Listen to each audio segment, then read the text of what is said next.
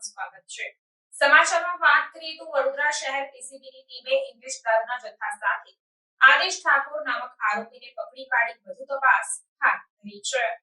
વડોદરા શહેર વિસ્તારમાં ગેરકાયદેસર દારૂની હેરાફેરી તથા સેવનની શક્યતા રહેલી હોય જે સંદર્ભે દારૂની પ્રવૃત્તિ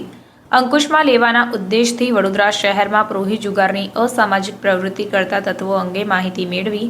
પ્રોહી જુગારના સફળ કેસો કરી આ પ્રવૃત્તિ નેસ્તનાબૂદ કરવા માટેની સૂચના પોલીસના ઉચ્ચ અધિકારીઓ દ્વારા આપવામાં આવેલ હોય જે અંતર્ગત ઇંગ્લિશ દારૂના જથ્થા સાથે આતિશ ઠાકોરને ઝડપી પાડી